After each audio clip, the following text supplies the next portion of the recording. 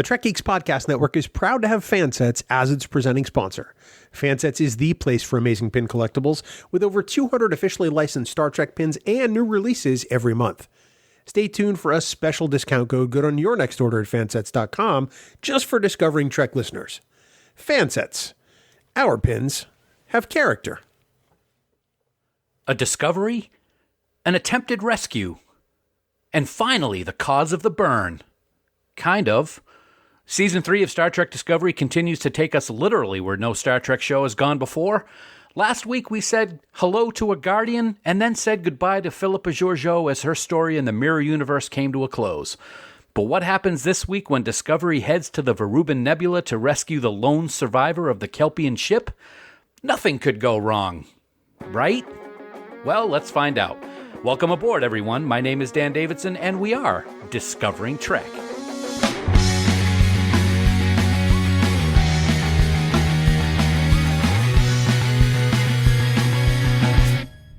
Welcome one and all to Discovering Trek, the Star Trek Universe companion, presented by Fansets. Last week, after an epic and deadly encounter back in the Mirror Universe, Philippa walked through the Guardian of Forever to an unknown time and place to perhaps start over. And this week, the USS Discovery heads to the origin of the burn to get answers and perhaps find a lone survivor. As always, this is the premier podcast for the most in-depth discussion and analysis about the latest episode of Star Trek Discovery entitled Su'Kal, and whether it's tense moments facing off against the Emerald Chain or fighting holographic monsters on the planet's surface, there was plenty of moments worthy of discussion here on this very podcast. And here to help me break down all the amazing things that happened in this episode, and maybe the not-so-amazing things, is the one person who I have always thought was real and helping me through my journey, but after this week's episode, I'm kind of wondering if he's all part of an elaborate program to help me from throwing a temper tantrum and blowing up starships through the galaxy.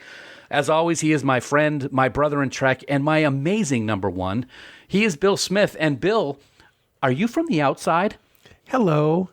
My matrix has been damaged. Could you show me the exit? Nice. Hey, buddy. Good to be here. Looking forward to talking about this one. Lots to take in. Some amazing visuals. Oh, yeah. And some really great progression of this story. It should be a lot of fun.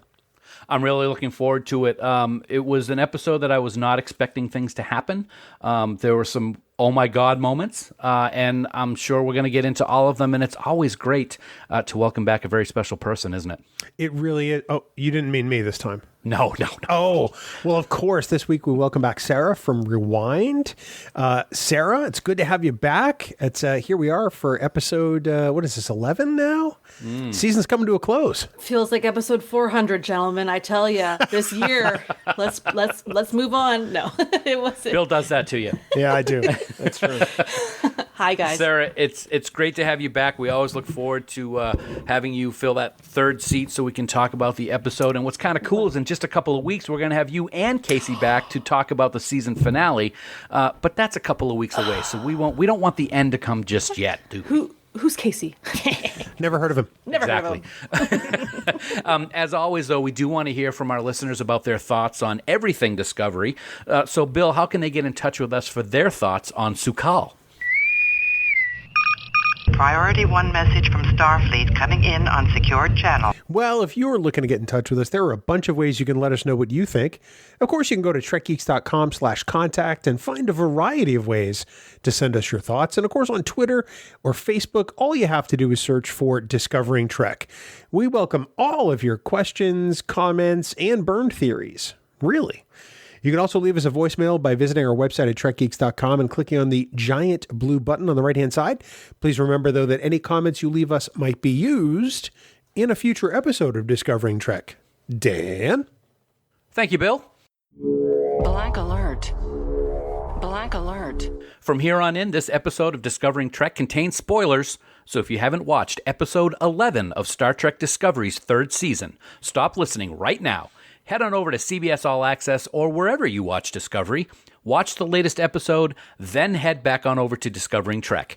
Failure to do that puts you at risk to find out plot developments and character details for Su'Kal.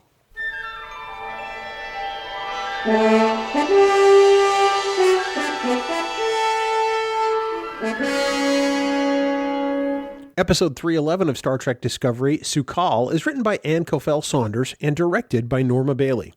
Discovery ventures to the Verubin Nebula, where Burnham, Saru, and Culber make a shocking realization about the origin of the burn, as the rest of the crew faces an unexpected threat. Originally released on December 24th, 2020, it is the 11th episode of Star Trek Discovery's third season. Trainees, to the briefing room. Well, Bill and Sarah, as we gather in the briefing room, like we do every single week, we're going to start our discussion with a very quick thumbs up or thumbs down and some high-level thoughts on what you thought of this episode. And Sarah, as always, we will start with you. Ooh, thank you. I give this just a 2 thumbs up, like just barely gives it that 2 thumbs. Everything has been so brilliant this season that I have to give them all 2 thumbs up. But for the real reason I give it the 2 thumbs up is because I enjoyed Doug Jones and all his handsome glory so much. And I loved Osyraa and her evilness and the general kind of balance between excitement and a bit of nostalgia. Yeah, I agree with a lot of those points. What about you, Bill? I'm going to say 1 thumb up and 1 thumb down. I'm kind of mixed on this episode. A thumbs up for a really engaging story that kind of channels some of the original series and its spirit, and maybe even some next gen. And plus a thumbs down for the reveal of the Burns cause. I'm not bought into it, and I'm sure we'll talk about that a lot more later. Oh, yeah, I have a feeling we will, too. For me, I gave it thumbs up, but unlike last week, it's not an enthusiastic thumbs up. So we're kind of all on the same page.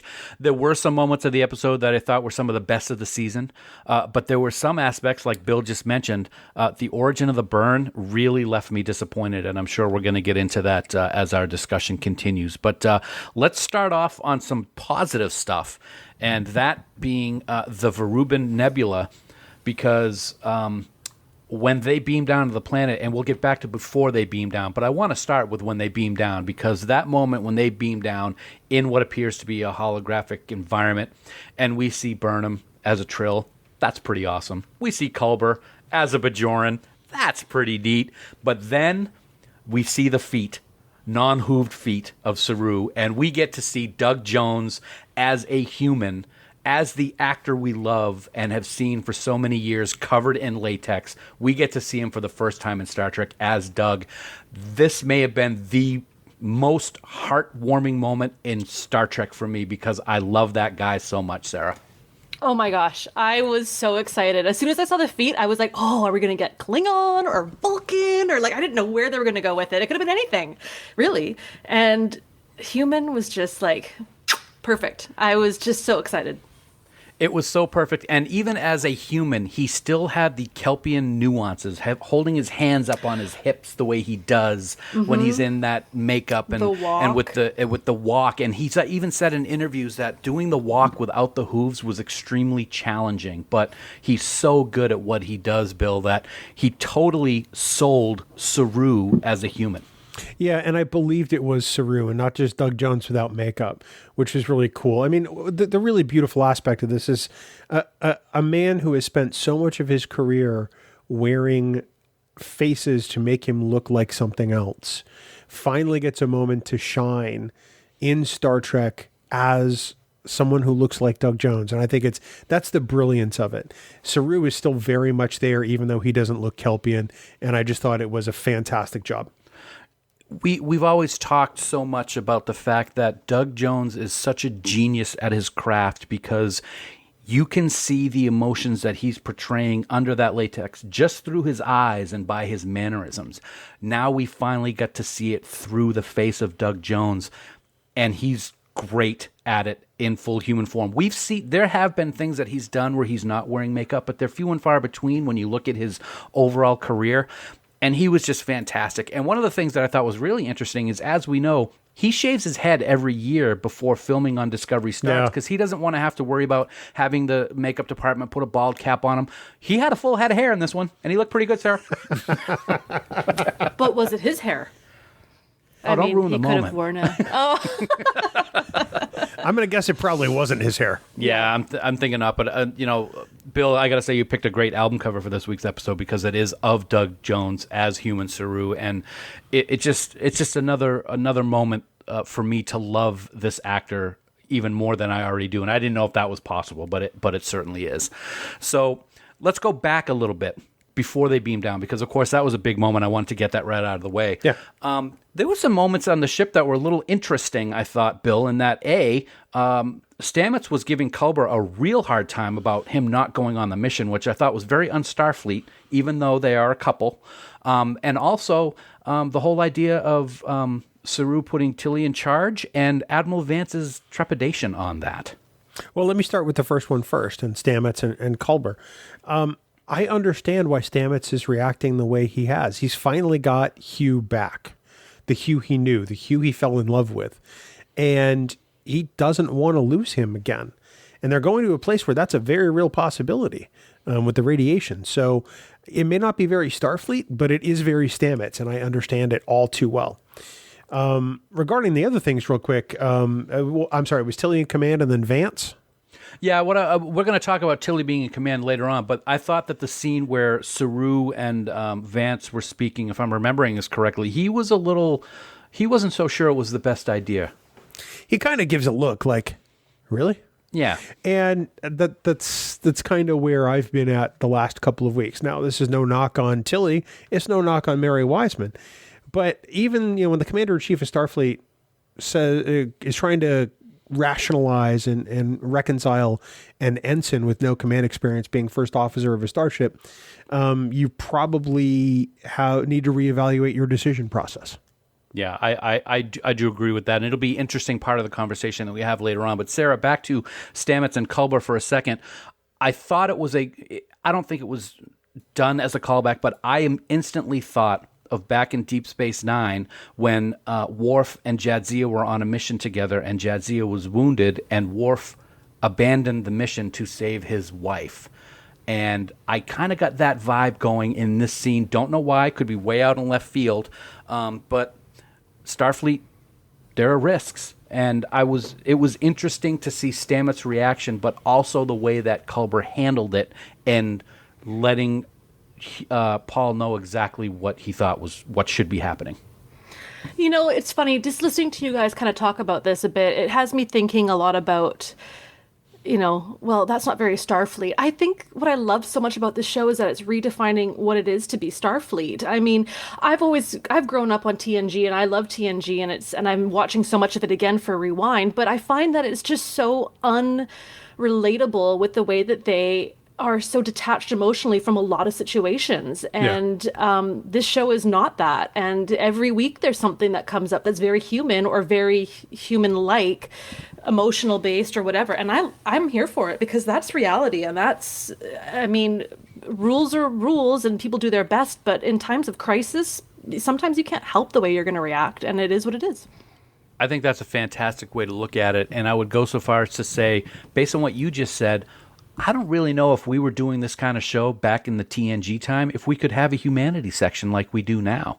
Because you're right, there was that disconnect in a lot of those episodes, and we have that family, we have the humanity here in Discovery, which I'm not knocking what happened. I just thought it was an interesting conversation that I really didn't expect from someone who had been in Starfleet as long as he had. But moving along, it was a great scene, and I loved the Dira in the background, kind of just listening into what was going on with Gray. It was good to see Gray again as well. Holotechnology gone bad. Is this the first time we've had a holodeck gone bad episode, Bill, in Discovery? Technically, I think it is. And it's gone bad like in the worst way, but kind of in the best way for our crew. Because it's allowing them to blend in and approach Su'Kal a little more stealthily than if they had just beamed in looking like Starfleet people. Yes. I'm pretty sure if Su'Kal saw another Kelpien, he would totally be thrown and be even more afraid. I think he'd be wondering what is going on, how did you get here? And it would probably start, probably an even bigger reaction than the one that caused the burn potentially. So I think it's the right call that the program decided to do that. And that tells me it's also a little smart, which I appreciate. Absolutely. I also liked the fact that we get to see older Starfleet uniforms from the future. That makes no sense at all, but you know what I mean. Yeah. It was kind of cool to see. It was kind of neat seeing the hiccups that the programming was having after being on for so long and the planet with the radiation and so forth. I thought it was kind of cool. And of course, the whole reason that this is going on is because of Su'Kal. We get to finally meet this lone survivor who has been alone without real people for decades and still has the what I took as kind of like the mind of a child still, of course, being in solitary or just by himself for so long. I found it very interesting, I guess is the best word that I can say, Sarah, when we found out what the actual cause of the burn was and how it related to Su'Kal. I need more information. I'm going to be real with you. I mean, I think I get an idea about what's going on. I'm not sure if I know what's going on, but I'm assuming there's some kind of his ability to control his reactions is I don't know. It's a weird way to go. Yeah, it really is. And I guess one of the things, Bill, I want to get your take on what you feel about the burn also, because you did mention when you were giving your thumbs up or thumbs down that one of the aspects that you found disappointing was this realization of what the burn actually was from. Yeah, I think part of the thing I have a problem with is that we've gone now 11 episodes, almost 11 full episodes, wondering what the burn is. I mean, they teased it, in the lead up to the season. The marketing was, what is the burn? And now we find out what the burn is. And it's kind of meh. Like Sarah said, we don't have a lot of detail, but the detail we have is very, well, it's a very original series like concept. We don't have a villain here. We don't have a big bad trying to destroy Starfleet. We have an alien who, through some set of circumstances, accidentally wound up destroying a fleet of starships, apparently through emotion based on his situation. Very fascinating, but I wanted something bigger. I wanted something almost cataclysmic to match the jump to the future. And I think that's what I'm trying to reconcile right now. Yeah, I agree with you on that 100%. To me, this cause was extremely anticlimactic, I guess is the best way. Because like you said, we've been building up to this all season. We've only got 2 episodes left, and we're finding out what it was, and it was like, really? That's it? We've talked about how we thought it might have been Discovery itself from the future in the nebula that caused the burn, or the Red Angel, or something that would have been like an oh wow moment that really would have had ramifications for the crew. And it kind of doesn't seem that way, at least not for me yet. So we do still have other episodes to go in the season where we might get more information. But you're right. It's kind of like, and I'm saying this tongue-in-cheek when I say it, it's kind of like Su'Kal having a temper tantrum might have caused the burn. Yeah, and the real question now is, how do they mitigate that going forward? Yeah. Because they have to kind of resolve this. If they try to take him out of there, is he just going to freak out even more and cause the burn part 2? I don't know. Yeah. So how do they neutralize it? It'll be interesting to see, but we've had the faith in the writers all season long, so I'm kind of hoping that we were able to get something, Sarah, that we can be happy with, maybe? Yeah, and thinking on it a little bit more, you guys have such good points, and it gets my brain going in like 1,000 directions, but there's also something really kind of interesting and neat about the fact that sometimes stuff happens and accidents happen and tragedy is the result. And this is maybe possibly an example of that, where it doesn't have to be epic. It's just a horrible thing. When you started saying that just now, I thought the word you were going to use was innocent. It was something very innocent, which in some ways would be kind of like, okay, that I can live with that if that's what it was, but I guess we'll find out. Well, and that's something that is so original series and so Star Trek. How many episodes do we see where the villain wasn't really a villain at all, and it really boiled down to understanding, or a being that was very different from us and responded very differently, and we needed to communicate better in order to understand. I have a feeling that's what's at the end of this, and if that's the case, that's 100% fine. It's just I didn't know that reveal at that moment was worth all of the buildup. Yeah, that's all. Yeah, I agree. And when you were talking about that, all that popped into my head was Trillane. Oh, but you exactly. saw. Yeah, absolutely. So, okay, so back up on Discovery. Before they beamed down to the planet, Saru decided to put Ensign Tilly in command as first officer. She became acting captain. And there's been a lot of discussion online and between ourselves as to whether this was the right thing to do or not. I will say, from a standpoint of Mary Wiseman, as a standpoint of the character of Tilly, I loved watching her in that chair. Yes. I loved what she did. I loved the way she stood up to Osyraa. I thought it was great. She had some good barbs, not the one under the arm. I'm talking about the armchair. I'm talking about to Osyraa. And I thought she did a great job. But there is conversation, and we're going to have a conversation right now. And Bill, I'm going to start with you as to whether you think it was the right thing for Saru to do based on what we've seen in Star Trek in the past. Absolutely not. And don't get me wrong, I have to stay, before people start adding me on social media. I love Tilly. I'm a huge Tilly fan. Mm-hmm. I love what Mary Wiseman has done with Tilly, even the way she's performed as the acting captain of the Discovery. So this is not a complaint about what Tilly has done. It's a complaint about Saru's decision in the first place. We learned in Star Trek II, The Wrath of Khan, and even in TOS, that pretty much anybody, the senior officer on board must assume command. Tilly may be the acting executive officer, something even Vance is surprised at, as you called out, Dan, but she is not the most senior officer aboard in Star Trek terms. And in battle, she should not have been in command.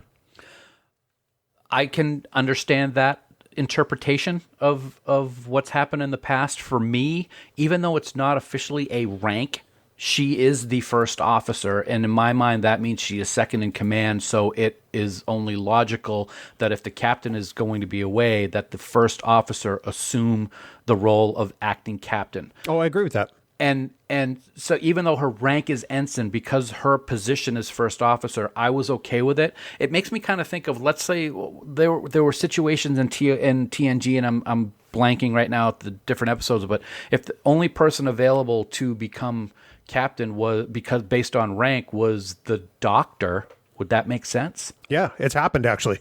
But the captain, and I'm kind of being hypocritical because Tilly doesn't have command experience yet, but the doctor didn't take the command training as far as we knew. Look at Counselor Troy in Disaster. I was just going to bring up Counselor Troy as well. She's the ranking officer aboard, despite the fact that Rolaren has more command experience than she does. Deanna Troi is in charge of the Enterprise because she's got the pips. And that's what should have happened in this case, to stay true to canon, even though I hate invoking canon, but stay true to how Starfleet operates. Even Lieutenant Nilsson has infinitely more command experience than Tilly does. And in battle, the senior officer is supposed to assume command.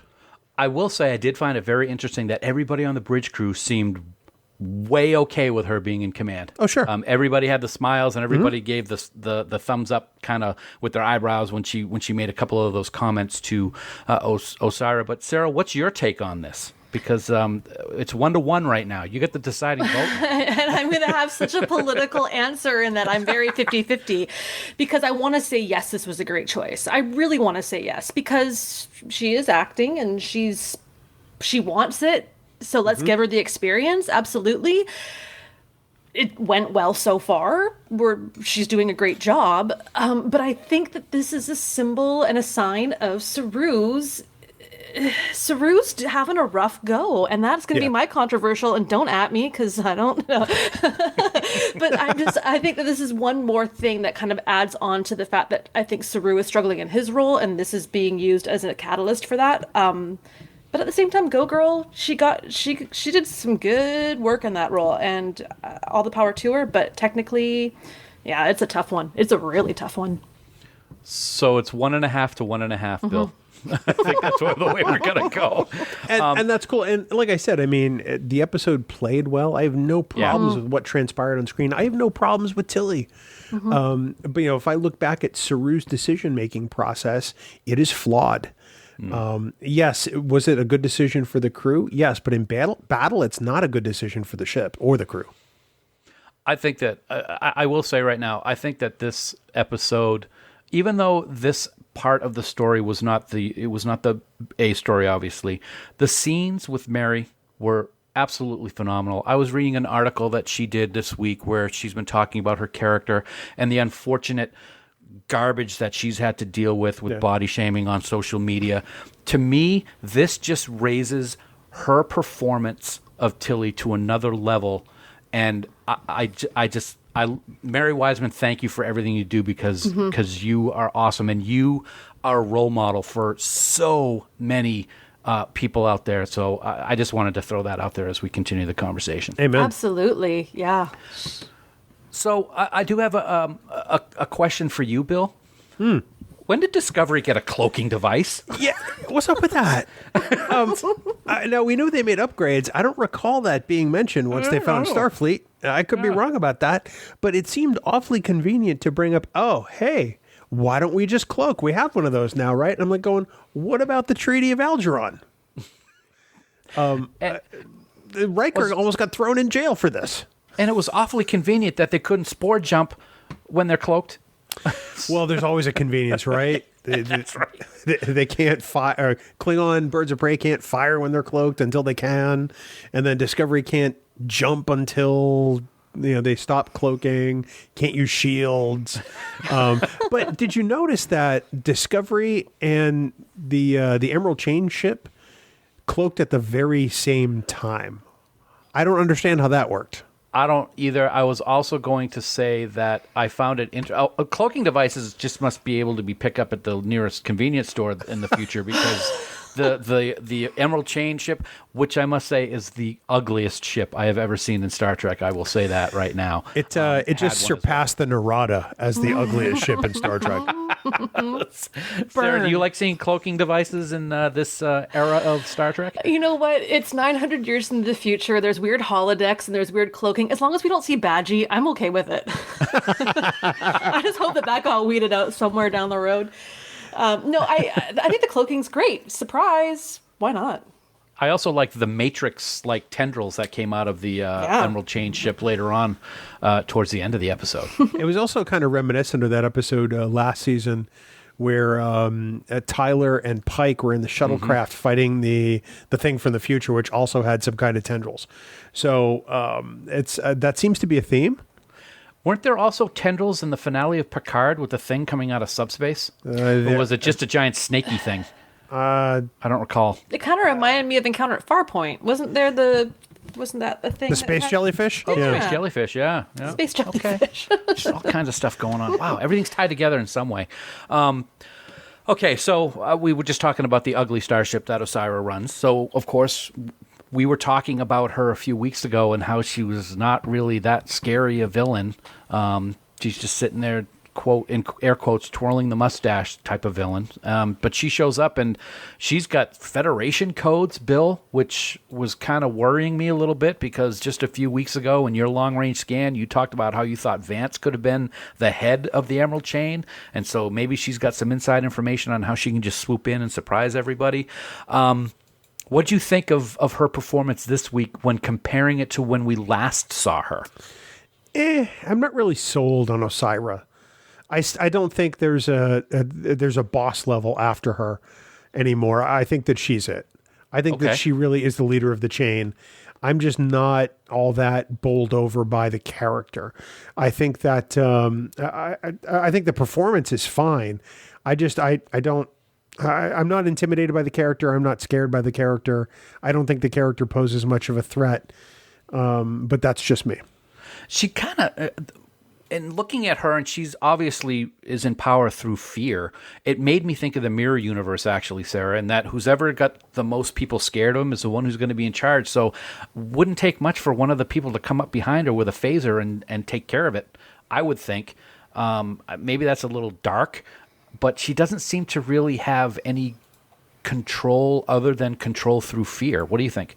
Dan, getting dark in the holiday season. Come on. I know.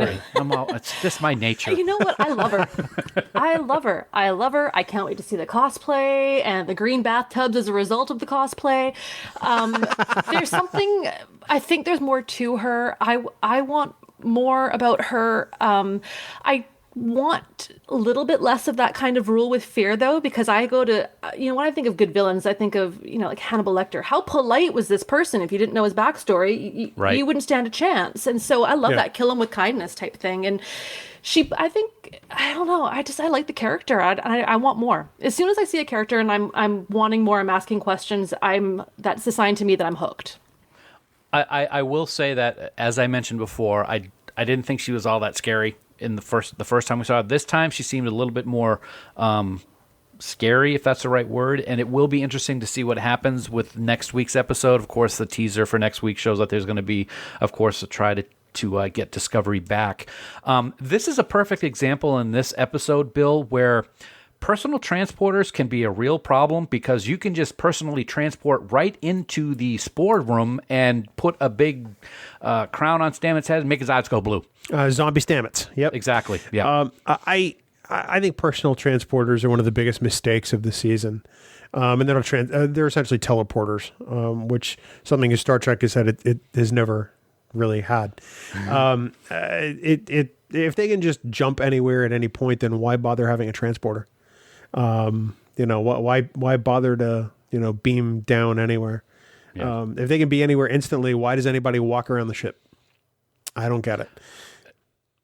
It's funny that you say that because today, before we recorded, they released a scene for this week's coming episode, and Vance was talking to his head of security, and they were walking along the lower floor of headquarters, and they transported right up to the upper floor and just kept their conversation and walked. I thought that was a little interesting, but it goes to your point. But Sarah, I have a question for you. Do you think that there is any tie-in? And this is a real deep cut. Back in season 1, Stamets' eyes went all blue when with the whole mycelial network. He kind of had the same look of those blue eyes when they put that device on his head. Do you think there's any tie-in whatsoever? I'm completely going out in left field, but it is something that popped up in my head, so I thought I'd ask you about it. Okay, considering that you're diving into something really small that I don't remember, then that to me means totally going to be something that's going to happen because I never pick up on this stuff and I miss out and I can never get good guesses. So I'm saying, you know what? Good catch. That could be something. That makes sense to me. Bill? No. I didn't think, I wasn't sure either. I just wanted to throw it out there. I do think it's cool, and I love how he gets to put his hands in the palm olive and make the ship jump away and stuff like that. So, palm olive. Obviously, a lot of stuff going on this week. A lot of emotion, a lot of reveals, a lot of tension, and almost exactly like what we have here on Discovering Trek during the briefing room every single week. Thanks, guys. A question. Since before your sun burned hot in space, and before your race was born, I have awaited a question. Well, here we are at the newest part of Discovering Trek, and that is Sarah's Question Corner. A few weeks ago, she hit us up with a question that nobody knew was coming, and we loved it so much that we just decided to turn it into its own part of the show. So we have no idea what she's going to ask. We hope that she's got something, otherwise I'll sound like a fool. But Sarah, what do you have for the Question Corner this week? I've got a good one, I think. This is based on that holodeck technology that has been essentially raising Su'Kal. If you were suddenly thrust into a situation where you were alone. Now, sure, you might have, if this technology existed, a holographic technology. Would you be able to manage a solitary lifestyle? And if so, how long? Bill? Wow, see, that's the virtue of being in the host chair on this show. I would do very poorly. And I say that because I feel like in quarantine and social distancing, I'm kind of living that a little bit now on some level. And there are days where I feel like I'm not doing very well at all, even though I really am. But it's the grind. It's the solitude. It's the, okay, do I get to see people today? And I granted, it would be different in a holodeck type situation in the future, but I don't know. I can't imagine I would fare very well at all. Dan? I gotta say, it all depends on how long it would be for. If it was as long as he's been in there, I I don't think I'd be able to handle it. But holodecks have always intrigued me. I could probably have a great time for a long time in a holodeck, just coming up with all kinds of different situations. I'd be at Disney World all the time, or this or that. But the whole idea of realizing that you are alone will catch up with me, and at some point, I'll lose it. And Bill, you made a great point with this whole pandemic and isolation that so many people are going through. Luckily, I have Sue, you have Kelly, and everybody has someone, or not everybody, but for the people that do, it's much easier. But for the people that don't, I could totally see how it could go downhill really, really fast. Yeah. What about you, Sarah? I think, to be honest, I would do well. I think a loner in nature. I grew up as an only child with a active imagination. Go play in your room. Okay, happy to do it. I'm very easily able to entertain myself and find a rhythm. So, I mean, I've gone through quarantine, but I do have a partner, and it's been great. But I think, yeah, I miss solitude sometimes, and I'd be a lighthouse keeper if I ever had a dream job. Like, I'd be okay with that. But 20, 30, 40 years, that's a completely different situation. I'd like to abandon Dan in a lighthouse for about 20, 30, 40 years. That would be amazing. I was going to say something that harsh. Ouch. All I was going to say, if I had cross-stitch stuff in an Xbox, I'd be good. Yeah. Your needs are very simple. Well, folks, we want to take a moment to thank Fansets for being the presenting sponsor of Discovering Trek and the Trek Geeks Podcast Network. And even though Christmas has already passed, we still want to wish them the happiest of holidays and the best in 2021. We are so honored to have this special relationship with Fansets, and during this pandemic, we know that small businesses have suffered. We want to thank all of their customers for supporting Fansets during these troubling times. They are dedicated to bringing the best product available to you, and that will never change, no matter what is thrown at them. As 2020 nears its end, thankfully, we want to wish Fansets the very happiest of the new year. Lou and John and the entire Fansets team have some amazing pins planned for 2021, and we think you'll agree that the best truly is yet to come. With 2021 being Enterprise 20, I am looking forward to maybe an Enterprise collector set. I guess maybe you could say that I have faith. Don't. Of the heart. Oh. It's been a long road, Dan. Getting from there to here. When is that solitary thing with you and the holodeck going to start? It's been a long time. But my time is finally here. Very, very nice. Just please stop. I will say one thing, though, Bill. One of the coming attractions that was shown recently on Fanset's social media pages was the latest Women of Trek pin, and it is the beautiful Nurse Christine Chapel. It is absolutely stunning and will be a welcome addition to my Women of Trek collection. So, friends, head on over to fansets.com to see the latest releases of their pins, and even better, buy some. And as a Discovering Trek listener, enter the special code word Discovering Trek at checkout for an amazing 15% off your entire order. And don't forget that if you're in the United States and spend more than $30, you're going to get free shipping. Fansets. Our pins have character, and we thank our friends at Fansets for being the presenting sponsor of Discovering Trek and the Trek Geeks Podcast Network. Of all the souls I have encountered in my travels, his was the most human. Well, Star Trek has always been a reflection of our times, and in this segment, we always take a look at what the episode helped us to discover about humanity, or perhaps even what it tells us about ourselves. And Sarah, as the returning third chairperson, let's start with you this week. Wow, what a title. Can I fit it on a name plaque, do you think? Or? Yeah, probably, yeah. Okay, well, with this episode, the theme that came to me was bravery. It comes in so many forms. It can be grand, it can be subtle, it can be noble, it can be unnecessary. There was a lot of that in this episode, if you ask me. Adira, Book, Tilly, Sukal, even Osyraa, sorry, showed bravery, be it for good or for bad. It makes me look at my own bravery or lack thereof. I'm a chicken if I have a choice, and I can be stubbornly brave, but in crucial times. I always wanted to be a cop, but well, I'm out of shape and I need to rule the world, so ultimately it would lead to corruption. But in all seriousness, I'm not brave. I don't like that slow, lurking, something could jump out at me. But in other ways, I'm brave. I've stood tall during major life events and I've come through stronger. Does bravery need an audience? Does it need to be self-sacrificing? I don't think so. I think Michael Burnham's pretending to be a hologram was brave. I think being strong enough to admit your cat is everything and you want their paw to be looked at is brave. I guess where I'm going with this is that Discovery did a great job this week putting a lot of different characters in different situations that highlight the rainbow of bravery that actually exists.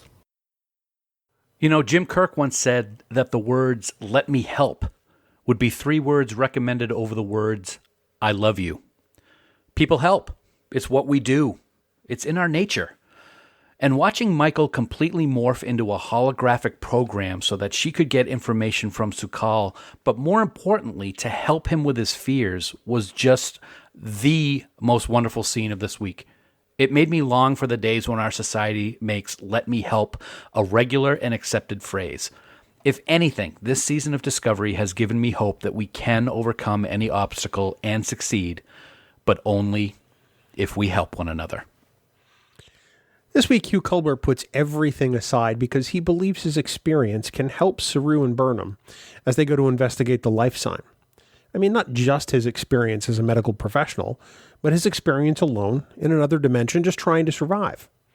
He goes despite the very appropriate protests of Paul Stamets. He goes because there is a need. He goes because there is simply no one else who can. And that makes me think there are hundreds of thousands of medical professionals in this country and probably millions around the world putting themselves in danger every single day during this pandemic. They, their families, their loved ones, all risking their health because others need their help to provide critical care. They, like Hugh Culber, do this because they're the only ones who can. Without them, we are all at risk, and without them, we'd have no chance at all at getting through this. Commendations, palm leaf of Axonar Peace Mission, Grand Kite Order of Tactics, Class of Excellence, Prenteris Ribbon of Commendation. Hey, who wants awards that don't mean anything? I do. I know I do. I do. Yay. I want a Dundee. It's time for Starfleet Commendations. Every week we like to talk about the best parts of the episode and what we thought should get a Starfleet Commendation. And Bill, let's start with you, man. What you got? Well, first we're going to give Sara the whitest sneakers in the office award. Should we call these Diskies? Maybe we should. I actually have one in a minor call out that I want to make. I'll do the minor call out first. First, I want to say good to see Robert Verlack back in Kelpien makeup as the Elder Hollow. Right. He played Saru's father in the short The Brightest Star in Short Tracks.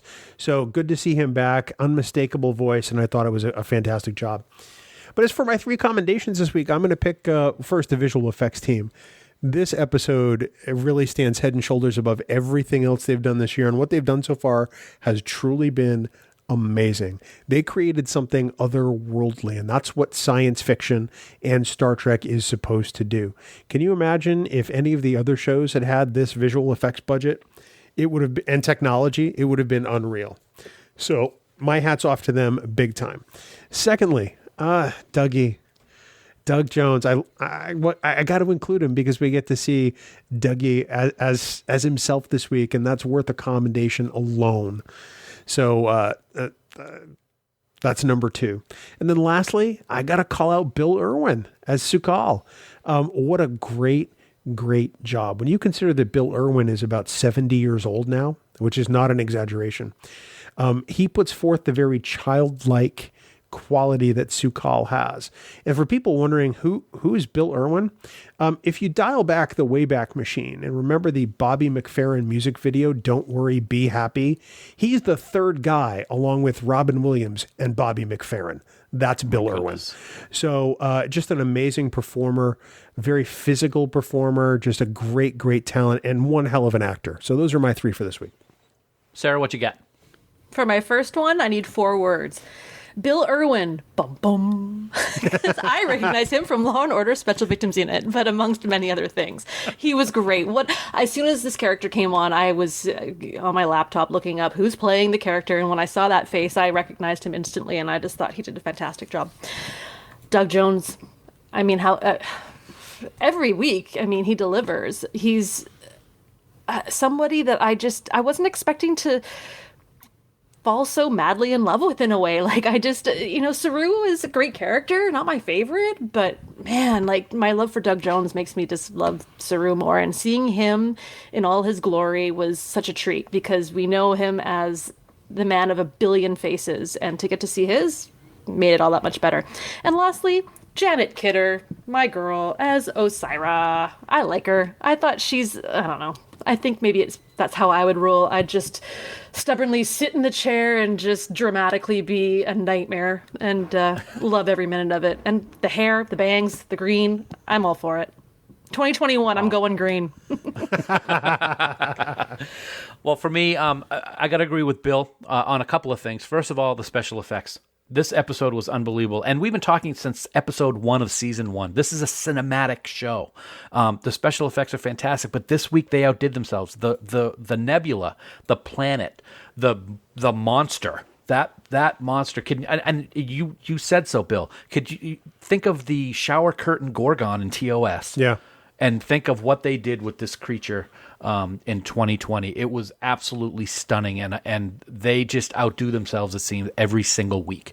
Also, like you said, Doug, my man, I'm so happy that we got to see Doug on screen in Star Trek. I have so much respect and love for this guy. My voice, my outgoing voicemail message on my phone is a recording that Doug Jones did for me at STLV a couple years ago as Saru, and everybody compliments me and says, "Oh my God, where did you get that?" It is something I will never get rid of, because I love that guy so much, and it was so great to see him on screen as him being Saru. And thirdly, I've already talked about it, but I got to give a Starfleet commendation to Mary Wiseman. Her performance this week was just great, after also reading about what we read in her article earlier this week. She does great. She said in season 1 that she's going to be captain, and this is the start of that path. And I thought that for her first time as acting captain, to have the danger that showed up and to lose her ship, I think it's only going to help make her stronger. And that performance by Mary Wiseman was just absolutely spectacular. Long-range scan of planet complete. So every episode, we like to take a good, long, hard look into the Bajoran orb of prophecy to try and determine what the future will hold for the crew of the Discovery. We're usually wrong, but every now and then we get one right. We only have 2 episodes left, Sarah and Bill, so what's next for Discovery? And Sarah, let's start with you. Okay, we got 2 more episodes to go. I very firmly feel like Saru is not going to be captain much longer. I have a bad feeling that someone's going to die. I don't know what, I don't know who, I don't know why. I just have a feeling there's just a lot of tension. I don't know. It's going to be a dramatic 2 episodes left, and I'm ready for it. Wow, you called me dark a little while I know, I'm sorry. I took it there. No, but you know what? I'm going to play right off of that, because more and more a change in command of Discovery seems evident. We've talked about how much we love Saru as captain. He's the first alien to be a captain of a Star Trek series, and he's done a fantastic job. But he looked like he was compromised a couple of weeks ago when he saw the Kelpien transmission. He kept information from the Admiral and feigned that he was doing so to gather more before proceeding. And this week, he is clearly affected by the events on the planet. And Burnham actually confirmed that he was emotionally compromised. So I think he's going to realize all this, and he's going to do what a good commander would do. He's going to relinquish command to Michael Burnham at the end of season 3, Bill. Let me ask you about the question before I go for my long-range scan. Do you think there's a possibility that Tilly could wind up as captain of the Discovery? No. I don't think so. Okay. That's not my long-range scan. I do think it's a possibility. But I right now I can't see Burnham coming back to the captain's chair, and unless they appoint a captain, I don't know who it would be other than her. But my long range scan might spill into next season. I'm not sure, but I think Discovery is going to be found out as being from a different time, and that's going to be a violation of the temporal accords, which causes parties to withdraw and resign from the treaty, and could potentially lead to another war for Starfleet and the Federation. That's my long-range scan. Ooh. 3 dark long-range scans. Happy holidays. Fa la la la la. Oh, God. Well, unfortunately, Sarah, next week you will not be with us, as Casey will be taking over for the penultimate episode of Discovery, but we'll see you in 2 weeks. So what do we have coming up next week? Well, next week, after capturing the USS Discovery, Osyraa seeks a meeting with Admiral Vance while Burnham and the crew must overcome unimaginable odds as they attempt to regain command of their ship. It's Star Trek Discovery Season 3, Episode 12, There Is a Tide. Until then, remember that you can subscribe to Discovering Trek by searching for us on Apple Podcasts, Spotify, Google Podcasts, or by heading to discoverytrek.com. If you enjoy what we're doing here on Discovering Trek and the Trek Geeks Podcast Network, please consider supporting us on Patreon. As a subscriber, you can get access to unedited recordings of episodes, as well as other exclusive content and great subscriber rewards, like our annual supporters pins from our friends at Fansets and our exclusive Trek Geeks Podcast Network t-shirt design, among some other stuff we got kicking around. Of course, we want to take a moment to recognize the following amazing producers of Discovering Trek, and we are truly so thankful for their support. Mike Bovia, Chaz Bradshaw, Ken Bird, Kyle Castillo, Peter Craig, Craig Ewing, Al Godwin, Jackie and Chris Hackney, Kimberly Hartman, David Hood, Tony Lambast, Lionel Marchand, Matt McGonigal, Jim McMahon, Charlie Mulvey, Sean O'Halloran, Jamie Rogers, Chris Tribuzio, Ken Tripp, Christina Werther, and the lovely and talented Jess Vashon. If you would like to become a producer of Discovering Trek or even get access to the raw audio for Discovering Trek episodes, head on over to patreon.com/trekgeeks for all the details. You know, guys, I got to tell you, the holidays were just a couple of days ago, and it was different this year because everything was done virtual. I did virtual meetings with my parents, and it's been a rough couple of days, lots of stuff going on. Sitting down, talking to you two about an episode of Discovery just makes me feel better. So I want to thank both of you for being here, as you are all the time, to help talk about the show and support one another. It's really awesome. And on that note, Sarah, where can people find you online, my dear? To find me personally, I am on Twitter at Van Island Sarah. Bill, I know where you're going to say you are. I'm in your house. No. I'm behind you. No, I can be found on Twitter at Trek Geek Bill. And of course, I am always milling about our official Facebook group for the Trek Geeks Podcast Network, Camp Kittimer. All you got to do is search for that and let us know you want to get in. Absolutely. I can be found on Camp Kittimer all the time, every single day. And also you can find me on Twitter at TrekGeekDan. And that is going to do it for this week in our discussion of Episode 11, Su'Kal. While the mystery of the burn may be solved partially, the mystery of what happens to the crew of the Discovery is still up in the air, and these last 2 episodes of the season should be epic. As always, we want to thank you so much for taking time out of your busy schedules to listen to us talk about this amazing new chapter in the Star Trek universe each and every week. We wouldn't be here without your support, and we thank you so very much. We'll be back next week to discuss There Is a Tide, and we hope you'll join us. Until then, here are some words of wisdom from the late Admiral Katrina Cornwell. The only way to make a new road is to walk it. And until next week, never stop discovering.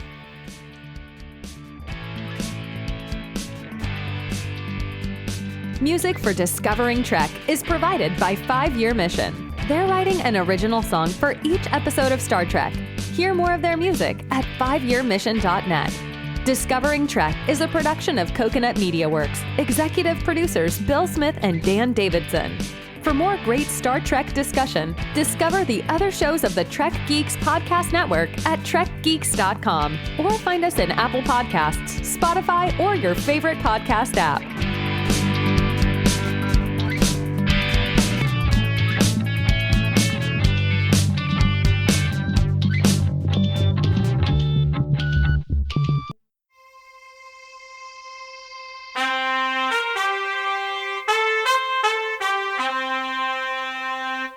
looking at?